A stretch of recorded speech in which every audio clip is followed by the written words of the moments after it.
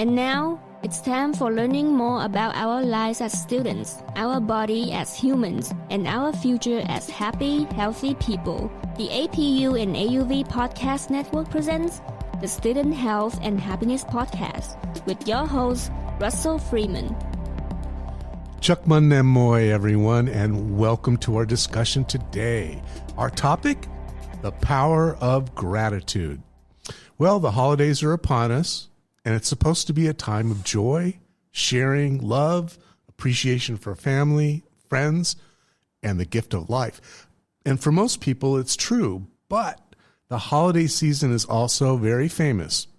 It's famous for depression, sadness, and anxiety for many people, and it's true all over the world. There are big expectations placed on people to make a good impression on friends and relatives, exchange gifts of sentimental and value and reflection upon a successful year past, as well as optimism of an even better year yet to come. And this can cause tremendous stress, especially if you're feeling unaccomplished or unsuccessful or unattached or unhappy. So what is the secret ingredient that's required for a happy holiday season? Is it only for the holidays, or is it an important ingredient for a healthy and happy life? The answer is gratitude. And to help us understand this, we have Michael Hayes, our university counselor, in the studio today. Michael, welcome. Hey, great to be here. And happy holidays to you. Thank you very much. Michael, you certainly have a lot of experience with people that have a lack of gratitude and are seeing their glasses half empty. What can you tell us about your understanding of what is gratitude? Well, gratitude is one of those things that we all have as human beings if we choose to make efforts to develop our sense of gratitude. It's available to all of us. We may or may not know what gratitude really means individually, but it's a process in which we can learn about it and foster it and develop it as a sort of a sixth sense and help us get through our days. Let's look at a formal definition of gratitude as a thankful appreciation for what an individual receives, whether it's tangible, in other words, a physical thing, or intangible, like a service or an activity. So when someone gives you a gift or supports you in some way, or even pulls you back before you step into the road to get hit by a truck, you know that feeling of gratitude or of thankfulness that you have, and maybe you even feel a warmth or a good feeling inside, a sense of appreciation, thankfulness to someone or something when this happens. And you can also experience this when you do something kind for someone else. And there's another term that we need to also discuss, and that is the word joy. Joy and happiness are related. Sometimes they mean the same thing, a feeling of pleasure and happiness. We've heard the expression tears of joy, the joy of being alive. Michael, what, in your opinion, is there a relationship between happiness, joy, and gratitude? Oh, sure. Yeah. Being grateful can certainly help one become more joyful and lead to happiness. Gratitude, joyfulness, happiness are all sort of intertwined in a tight little bundle. But I think gratitude is at the foundation of it all. I've always felt like gratitude was kind of the gateway to happiness. And if that door is locked, nothing gets through. Yeah, that's a great way to look at it. Yeah. So my experience and my research about happiness and joy are that there's both a psychological component to this and there's a physical or physiological component of this human animal. And it's easy to figure out the psychological part. We all, as human beings, are seeking comfort and support. And so I'm wondering, in your opinion, is gratitude just something in the mind? Is it just a thinking process, or is it something that our body experiences too? Well, it's sort of all of those things. I know early on in my life, I was introduced to journaling and starting my journal with a gratitude list. And so by having a gratitude list every day and writing in a journal and just being grateful to get up and go to work or, go and do my daily business, that was often the first thing on my list. And so developing that habit has allowed me to have a pretty blissful and joyful life. And gratitude has always been a good companion for me. That's really interesting that you used a tool to help you. That tool was journaling or journalizing, keeping a diary, essentially, of your thoughts and your activities. Yep. And do you think that that's an activity that other people can also benefit from? Oh, absolutely. It's one of those easy to do daily rituals that I developed a long time ago. And it's been really a powerful tool in my journey. Also, there's a lot of daily readers that can help focus my thinking on gratitude and joyfulness. So I think that's true. I often find that I get the right idea again when I read someone else's thoughts. They remind me of the way I should be thinking when I'm thinking in a different way. Yeah, I mean, it just really helps narrow down my scattered thinking and maybe my negative thinking and refocus it on something more positive and uplifting, and allows me to, again, walk through that doorway of gratitude. Now, some people find this relationship to be strong in their religious practice. Yep. And so are there ways other than through your religion that you can feel gifted by life, gifted by whatever it is that you have in your life? Yeah, we're all gifted with something. It's often just a matter of sort of uncovering it or discovering it or finding a pathway that leads us to that gift that lies within each of us, whether it's running or playing basketball or doing really well on a math exam, or if you're a student and you have to write a paper and you really write a great paper. Whatever that gift is that you have, it's just a matter of action and, the correct thought process that goes along with it. Great. I understand. Let me just cover for a moment, if I may, some physiology, because I teach health science here, and we've discussed this in our class, the physiology of gratitude. The brain's a very complicated thing. Every thought and every feeling and emotion that you experience is going to be the result of a network in the brain that's called the limbic system. And this system has 3 levels to it: survival, adaptation, and emotion. And these 3 systems interact constantly, and it's one of the reasons why you can see something that is like in a movie, not really happening, but react to it as if it is.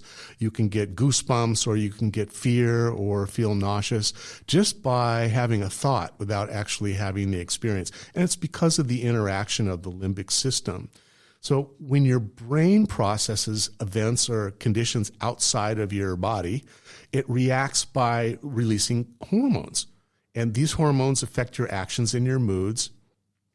And these hormones occur with the 3 levels that are consistent with the limbic system, which is recognition of something, acknowledgement, and then appreciation. And each one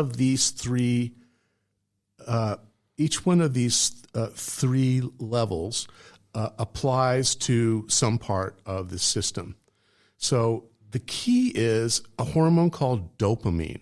Right. And when you have something that occurs to you that your body recognizes, acknowledges, and appreciates, you've gone from a survival mechanism to a fight or flight decision to a frontal cortex. An emotional response. An emotional response that is sort of the mathematical result of these other two processes. Exactly, yeah.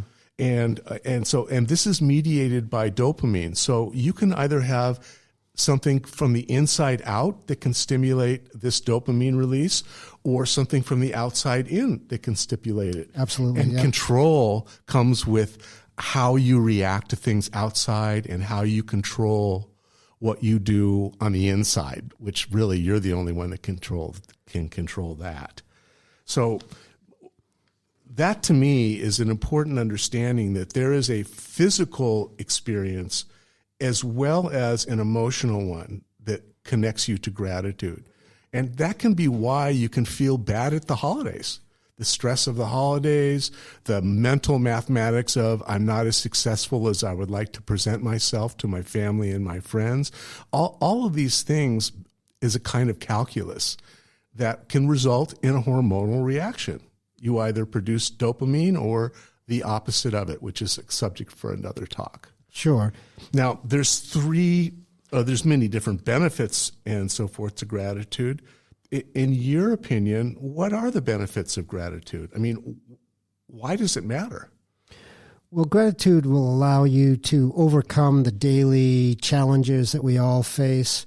If you're a student here at APU and you're in a math class or a class that you maybe don't really excel in, if you've got a sense of gratitude about just being exposed to this information and knowing that you're struggling and persevering and being persistent and developing what they call maybe some grit to allow you to be successful, maybe not at the level you would like. I work with a lot of students that are disappointed with a B or disappointed with a C in their class, and I always try to remind them that a C is still passing, a B is a wonderful grade. Not every student's going to have an A in every single class. So, being persistent and working at your sense of gratitude, because a lot of our students may overlook the idea that, some students in the world right now are not going to school and don't have the luxury of, having a teacher in front of them every day for 5 or 6 hours. Would you say that it's true that a student's relationship to their academic time in life will determine how sensitive they are to being happy or sad because of what's going on in school? What I mean by that is if a student is going to school to get good grades and please his parents, then his experience or his reaction to the results, meaning grades, is going to be different than someone who measures their success by how much did I learn? How much am I enriched by the experience? Absolutely. How much have I grown, matured, and that sort of thing. And that's a developmental issue for students, whether you're in elementary school or middle school or high school. You're going to develop those self-regulatory skills that allow you to see that gratitude that you just spoke of just by being in the classroom, having classmates, having a teacher that really interacts with you in a positive way, which all our teachers do here, and a teacher that's really supportive in you being successful. Sure. And we all have areas that we excel in, and we all have areas that we're working to improve upon, and that's a lifelong journey. And learning those abilities or learning those skills to differentiate between what you're really good at and what you're going to be confronted with in a challenging manner, it's not to... shouldn't be a depressive sort of thing. It should be sort of an eye-opener and help you develop the path you want to go down. So maybe one of the prescriptions for developing what we would call the attitude of gratitude, which is the way of living a grateful life, is to adjust your expectations to being more relevant to really the person that you are. Yeah, being, grounded in who you are as a person. And again, it takes time, and our students evolve. And by the time they leave here, that's our hope, is they have a sense of, who they are and what their strengths are and where they want to carry those strengths forward to. So relative to being happy, would you say focusing strictly on grades is a mistake. Yeah, anytime you're looking at just wanting to be a number, it's sort of not a healthy mindset. It sort of diminishes all the other great things that you as a human being bring to the table. We often tell students, you got to take a test, or you've got to have an SAT, or whatever the exam may be. And I always work hard to remind students that they're more than the test, and that a piece of paper should not stand in the way of their dreams and aspirations for their future. Very good. Very good. So the benefits of being grateful are many. Some of them include getting better sleep, appreciating more your activities and your relationships, more joy from the people that you know and from your family, and maybe most importantly, at least in my history, this was true, a capacity to overcome adversity and greater popularity with people around you. When you have an attitude of gratitude, you can survive anything. Yeah. And end up unwounded at the end. Yeah, that's always the hope. And, folks that have that sort of natural attitude of gratitude that you mentioned, they exude that, and they have sort of that magnetism about them that draws people to them. And that's a very charismatic sort of charm that I think a lot of us are drawn to, particularly as we go through the holidays. We want to be with fun-loving, caring, empathetic individuals out there. Sure. Now, for some people, that's going to be a temporary experience. That gratitude gives way towards a baseline of being not so happy or being kind of self-destructive. But I've found that there's three levels of gratitude. Some people are born with a disposition to being grateful. They're just optimists. They always look at the bright side of the situation. And they're gifted, they're lucky, and they should be mentors for the rest of us. For others, most people, it's a mood, and moods change. So moods are a result of hormones and intellectual processes working together. And when you're in a good mood, you're thinking well, and when you're thinking badly, you probably are in a bad mood. But for the most part, and most people, gratitude is an emotion. It's a reaction. And it's temporary. So the question is, how can you maintain the attitude of gratitude? And how can you keep it up? Well, I'd go back to what I mentioned a few moments ago about, developing the skills, whether it's journaling and listing the things on a daily basis that you're grateful for, staying active and fit and healthy, and remembering that, gratitude is something you need to work at, and the more willing you are to put some time into it, the more grateful you can be. Great. Well, to close up our show today, I'd like to just tell you a couple of things. In my opinion, the way of gratitude in your life is going to come when you acknowledge the goodness in your life.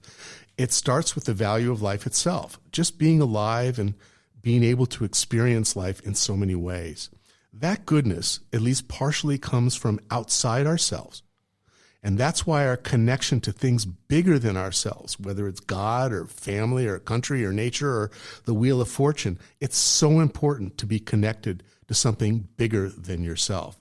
So I would ask our audience, please don't wait to be grateful. Don't block your happiness by blaming the world for your perceived problems. Your happiness comes from the inside, depending on how you think and how you act. Most people only learn this lesson after a disaster or a near-death experience, but you don't need to wait for that. Gratitude is always available to you if you try.